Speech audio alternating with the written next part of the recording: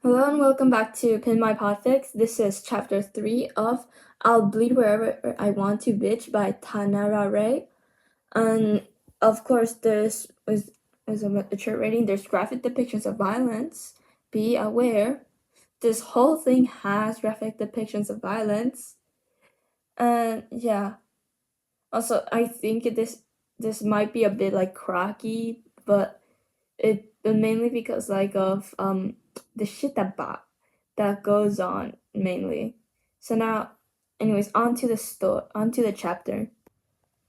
Something really fucking annoying is poking at his side. It's hard and cold and is positioned perfectly where his ribs to poke at that one damn spot. He uncurls and curses the bathtub, already feeling the new tension in his neck radiating into his head. He stretches immediately and regrets the decision when his ribs twinge and his stitches pull, and grabs the flashlight responsible for his newfound consciousness. Checking it out, he peeks out the boards nailed over the window next to the tub. It's still light out. He probably hasn't slept that long.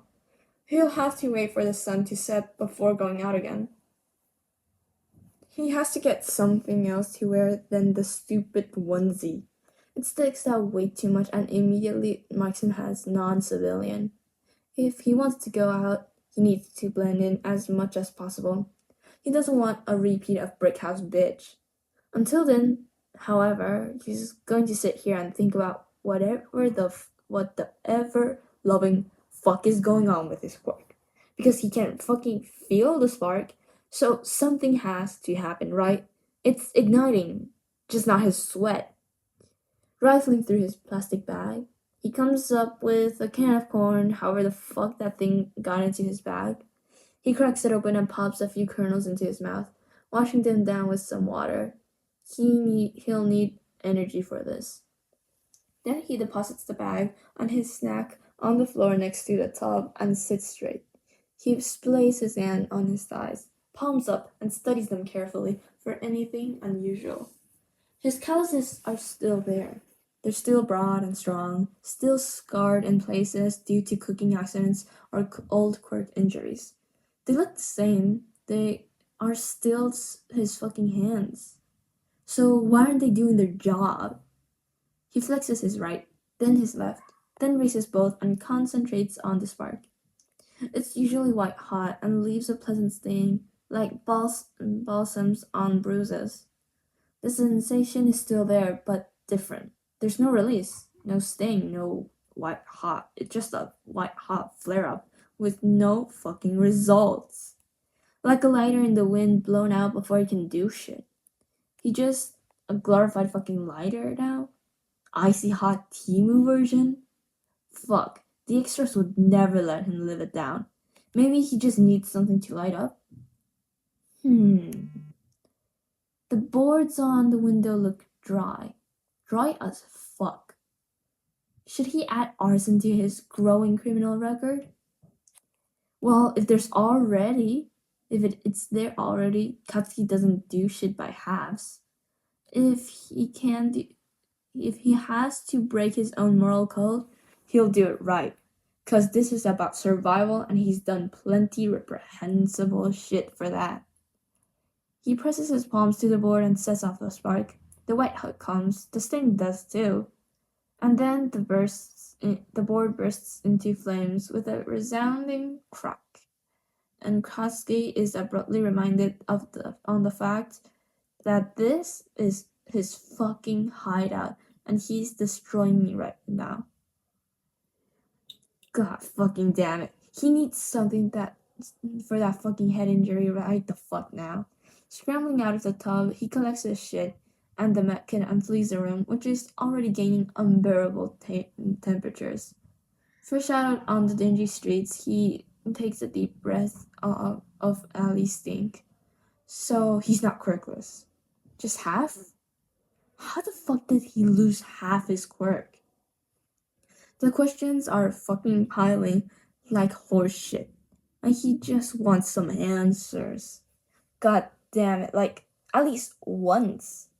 Maybe as to where the ever-loving fuck he is. or when, how. Damn, he really isn't picky right now. Even why would be enough. Or not enough, but at least better. Wait, if he's already going out for new clothes, maybe he can go to some kind of library, maybe even they have computers or some shit over there. Decision made. He stuffs the medkit into his plastic bag and gets on his way. He doesn't usually know where he has to go, but there's bound to be some kind of street signs, so he ain't too worried. And as always, he's fucking right. There's a bus station a few blocks away, and a really fucking rundown and vandalized map shows a sign of Gotham City Library half an hour away. Time to add fair dodge into his record. Maybe he's lucky the city is so damn seedy that it's improbable that anyone's gonna catch him and send him to juvie or some shit.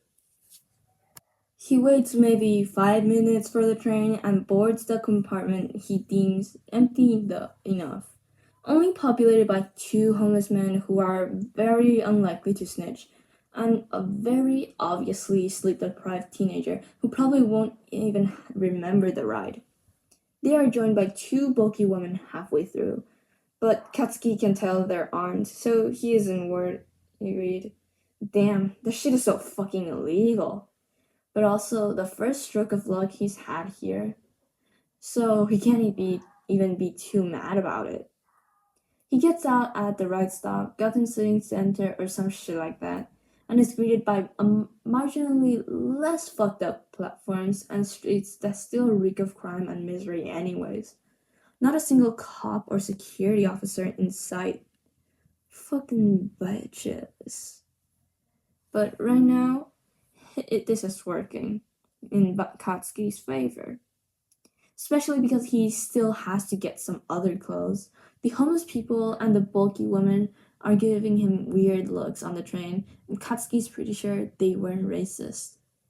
There's some store a few meters down the street that looks easy and like it has what he was looking for. So he stakes out the entrance for a grand total of 3 minutes before deciding that it's well within his skill and area and slinking in. Even though stealth isn't usually his area for obvious reason, he's good at it. Good enough for only Invisivich to actually surpass him in the class ratings. Also for obvious reasons. Inside of the store is decked out with an array of random shit that doesn't really fit together in this setting. Like the owner had just started hoarding random amounts of random items from pants over rice cookers to burner phones, and everything the average criminal needs for an almost luxurious lifestyle shop. Just what he needs. Not that he's a criminal. No, that'd be crazy. He browses a bit, always hidden from the register by some kind of shelf or mannequin or freezer, never in full sight. He grabs cargo pants with many pockets, 2 shirts and a hoodie, and finally, boots. Good, sturdy, steel-toed boots. And socks because he's not an animal. Everyone who wears shoes without socks should burn in hell. Really, who the fuck does that? And then the shelf. The shelf full of canisters upon canisters filled to the brim with gasoline. His quirk needs fuel, something flammable. Gasoline is really fucking flammable. Like, so flammable, Katsuki is lucky his family never owned a car fueled by it, that he could have accidentally blown up. He's violently thrown back to middle school, and a classmate who'd taken calling him Motolov. Katsuki's good at chemistry. Has to be. Why not? He needs a way to defend himself from crazies, and he's not fully convinced people are quirkless here. So he grabs a canister of gasoline and the things available that he knows a real Motolov cocktail needs. He's not paying, so ain't no one's gonna be suspicious of his borderline terrorist shopping trip. He's almost at the entrance again when his eyes land on a weird, twisty, turny thing full of bandanas. There's a black and orange one that's practically smiling at him, and Katsuki knows the importance of a good old secret identity when dealing with really dangerous shit. So he stuffs one into the backpack he'd also liberated and makes a run for it. The person at the register doesn't even notice until they spot the still slightly crinkly backpack sprinting down the street, and Katsuki is way too fucking fast. Way too fucking fast for anyone to catch him now. He runs until he's fairly sure he'll be fine, stumbling into an alley and catching his breath, or rather, trying to calm down the pain spreading over his ribs. This is so fucking annoying. He drops his bags and presses himself behind a dumpster, rifling through them to pull out the clothes and his medkit. He unzips the onesie and checks all the stitches, which are luckily still intact, before stripping it off. And fucking damn it, the universe is a bitch and completely skipped boxers. He's butt-ass naked in a random alley, easily accessible to every fucking person in the city. And he's gonna have to do a commando for however the fuck long he's staying here. Katsuki's pretty fucking sure all his fucking anger issues are completely justified. But he sucks it up anyways and briefly scrubs his body with the already ruined onesie. It doesn't really do shit anyways. So he just slips it into the clothes and bathes into the serotonin of finally being fucking warm. He stuffs the onesie into the backpack together with the contents of the plastic bag and throws that one into the dumpster. It's not absolutely soaked in his DNA as opposed to the overall, so he figures it's safe. Satisfied with the outcome of his first task, he gets on to his way to the library. The library, as it turns out, takes security significantly more than the shops he liberated items from. So he's gonna have to be more creative or sociable, which fuck no. Creativity it is. There are multiple receptionists watching the entrance like a swarm of harpies ready to descend on any even mildly confused visitor like prey. This'll suck, cause Katsuki is really fucking confused. I'm also not a native English speaker, so he'll have to look like he belongs there, which is kinda hard with blood still crusted in his hair. But wait, he's like a dark-haired person now, so it probably looks like he hasn't showered in a bit so long, right? And honestly, he couldn't care less about shit like that right now. So he sucks it up, squares his shoulder, and lifts his chin and walks in like he was born to be on the fucking steps, like he belongs there just as much as the perpetual dirt covering every available surface of this goddamned city. He doesn't even look at the receptionist, just briskly walks into the nearest section with computers. They are old even by the standards set by the fucking ancient phones here. Like, still fucking square and bulky, kinda old. And they offer only access to people who have an account and a password. People with a library card. Fucking damn it. Fuck this shit. Fuck everything. He could scream. He's almost tempted to try his mettle of skills, but mass murder is a line he won't cross, even if his record is already fucked. Instead, he studies the other people there, mostly college students, judging by the eye bags and the amount of coffee cups. Fuck, no one could possibly intimidate enough to gain access. He chances a glance at the receptionist over the edge of his alibi copy of Pride and Prejudice, and almost flinches at the eyes staring into his. Almost. 'Cause he's not a pussy who's scared of library workers, even if they look like they could kill him.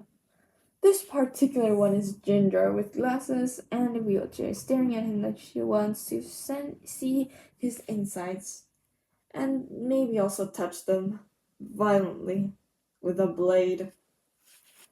Maybe he has respect for library workers. Yes, definitely. Nothing but respect. And a healthy dose of respect that definitely isn't sparked by fear. Because Katsuki doesn't get scared. She tilts her head with a wry look on her face, practically screaming, I know what the fuck you're doing. You might as well just give up. And because he ain't stupid, he does as told and abandons the novel in favor of the women. Contrary to popular belief, he does not have a problem with authority. Authority just has a problem with him. Therefore, authority can fuck itself. Because for when the authority is good at except for when the authority is good at its job. She obviously is. If she noticed how incredibly fucking lost Tatsuki is despite his insanely good acting. Hello, mister? He just stares at her. He's here to have his questions answered, not to do small talk. Okay, kid, then I'm guessing you aren't from here. God, what is it about Katsuki that's so obviously not Gotham? Or is she actually a racist? No, I'm not. How do I get access to your computers? Her eyes narrow. You'll need a library card. How do I get a library card? I'll need your ID and something confirming your address. Fuck, wait, no. This is not how this was supposed to go. This was supposed to be easy. He just needs a few answers. Come on. It's just, he doesn't even know if he exists here. Even if he does, how does he explain his address being fucking in fucking Musatafu? Or the fuck that he's a minor without a present guardian? Is there no other way? Even to his ears, it sounds pathetic. A bit too gruff, well past the territory of, don't fuck with me, towards, if you fuck with me, I'll probably cry. Like a bitch ass nerd. Fuck. He scrubs a hand through his hair and avoids eye contact, contemplating a quick getaway when he hears a sigh in front of him. I can give you my access for a few minutes. Just don't do anything stupid, okay? That is incredibly nice and therefore also very suspicious. He tries to find some sign of dishonesty, but her eyes are stuck on his forehead with a weird kind of focus, and he almost tries to feel or for something unusual when it hits him. She's probably seen the blood or the stitches. Fuck. Normal people would have used gauze, right? But he can't turn her down. He's not in any position to. He'll just have to suck it up and let her be suspicious while he mooches off her access. Which he really fucking needs, okay? Thank you. What's your access? See? He can be polite, just not to bitches who tackle him and pull guns on him. She scribbles something on a piece of paper and slides it over to the counter, keeping her hand on it with an eyebrow raised in a wind that screams, "Now you listen here, bitch. The access in exchange for your name. Is she for real? Like, is she actually that stupid?" Odysseus, he spits, ripping the paper out from under her palm and turning on his heel. Librarians should get that reference and the implied "fuck you," no? Finally, he drops down in front of the computer with the last fucking corner, fully shielded from view, and types in the access. Welcome, Barbara Gordon. A Barbara. Whatever. He pulls up Google and types in today because this fuck ass thing ain't showing him the time or the date, and he's really at the end of his fucking patience. He ain't searching Windows fucking -69 for its functions. Nuh-uh. January 21st, 20XX. Fuck. Why did he have to be right? Really? Time travel? Decades? He's fucking decades away from where he's needed. No. His hands don't shake typing in quirks. What are you talking about? And there it is. Fucking puns. Entries about the word quirks. An odd habit. Yes, Kasky picked up the odd habit of arson today. Wanna find out about it? Fuck. This is it. They should have known by now. Noticed by now. It's a fresh fucking sensation. The origin of quirks. It's all over the news back then. It doesn't exist here. His eyes wandered to the crinkled paper with Barbara Gordon's access. He checked search history. Apart from his shit, it's clean. Empty, so it's wipeable. He'll be fine. Body swapping. Nothing. Only weird esoteric bullshit. Body transformation. Also nothing. Accelerated healing. The Flash. The fuck is the Flash? The Flash. A superhero. 4 eyes, but overpowered as fuck. But there's superheroes. There's heroes. There's still something he's familiar with. A concept that he can count on to always be the same. The Flash is part of some kind of Justice League. Earth's first line of defense against the threats to humanity at large. So basically some randos if were his dimension. None of their quirks or superpowers, weirdos, are actually crazy or special. Some of them don't even have any. See Batman. Some kind of furry everyone is scared of who doesn't even look half as intimidating as the shit in his dimension. Fucking pussies. But he has to get practical here. He's already been here for way too long. Barbara Gordon is probably getting suspicious, and he hasn't even gotten to any kind of alibi yet. Just one last thing. Mustafa. Nothing. He wipes the history and types in trains out of Gotham as an alibi before shoving the paper into his bag, logging out and going to the doors as sneakily as possible. Somehow, she doesn't call for him, doesn't come to him, just lets him leave the building like she hadn't been suspicious at all. Like she hadn't been giving him the most supreme side-eye possible the whole fucking time. It's unsettling, or at least it should be.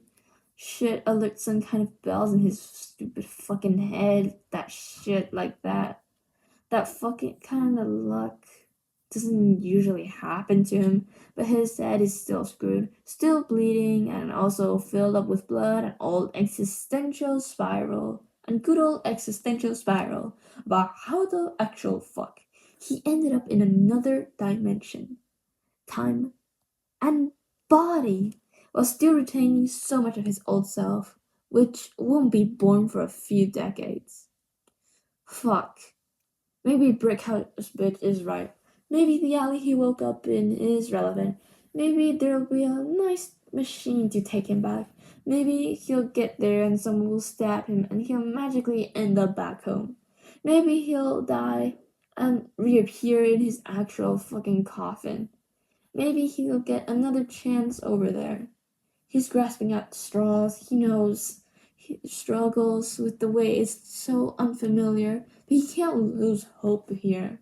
Needs a goal to work towards, cause otherwise he might actually take that swan dive and hope for the best. Just pray you'll be born with a quirk in your next life and take a swan dive off the roof. It's so ironic, all of this. He died fighting a villain. He's alive committing crimes. He died with the fucking best form of his quirk. He's alive with half of his quirk. He died with a hole in his chest. He's alive with a jagged cut decorating his torso. He died for his family, for his friends, the people. He's alive, alone. He died in a field of grass. He's alive standing in an entrance of the alley he woke up in, with no idea how he got there. He died so others wouldn't. He's alive staring at the corpse of a girl clad in a black overall. She has 11 hands and a large hole where her other arm used to be. There are dry tear cracks on her face. Alright, that's the end of chapter 3. I'll believe wherever I want to, bitch. And actually, yeah, I agree with Baku about that. Anything, if anyone wears shoes without socks, they are weird. And fun fact, Albert Einstein, yes, that one, thought that never wore socks because he thought that they were a big distraction. I don't get it. My feet cannot hold up to it. And yeah, if anyone knows about the Odyssey, then yeah, it makes so much sense. Like, he's far away from home, trying to get home was like the worst fucking thing ever after fighting in a war, which is what basically Odysseus is. And fun fact, in Spanish, we call him Ulises for some reason. Yeah, like Ulysses, like as in the Roman counterpart, but even calling the Greek one that. So yeah. So what was I gonna say? Oh yeah, him calling Batman a furry. I totally agree with that. He's an over-exaggerating furry. Yes. Absolutely. Absolute the fuck yes. And yeah, now head to my post part. I don't know, community post and shit. Yeah. Bye. My sister's coming home now.